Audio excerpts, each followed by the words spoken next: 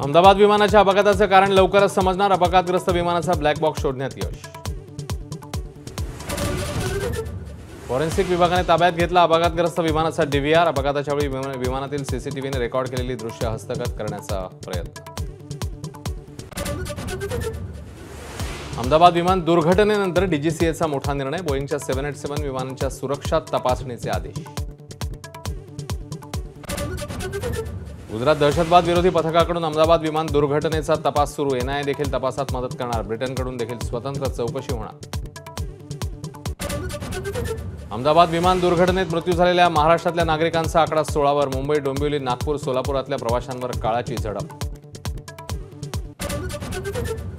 DNA चाचणीनंतर मृतदेह नातेवाईकांना सोपवण्यास सुरुवात, अनेक मृतदेह पूर्णपणे जळाल्यानं ओळख पटवण्यात अडचणी, आतापर्यंत 8 मृतदेह सोपवल्याची माहिती।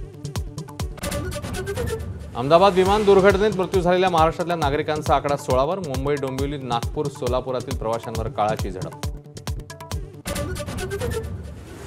पंतप्रधान मोदींकडून विमान दुर्घटना स्थळाची पाहणी, रुग्णालयात जाऊन जखमींची विचारपूस, अपघातात बचावलेल्या विश्वासकुमार रमेश सोबतही साधला संवाद।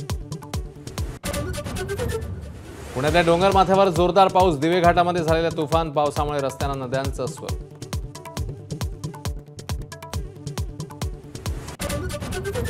तुफान पावसामुळे सोलापुरातल्या 2 गावांचा संपर्क तुटला, जालन्यामध्ये वादळी वाऱ्यासह पावसाची हजेरी, तर रत्नागिरीला आज आणि रायगडला उद्या रेड अलर्ट।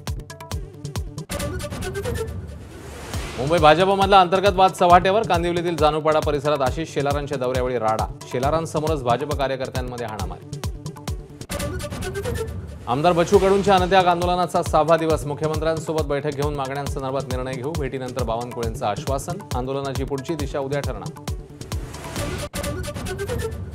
शनी शिंगणापूर देवस्थानने 114 मुस्लिम कर्मचाऱ्यांसह 167 कर्मचाऱ्यांना कामावरून काढलं, अनियमितता आणि बेशिस्तीचा ठपका ठेवत दाखवला घरचा रस्ता।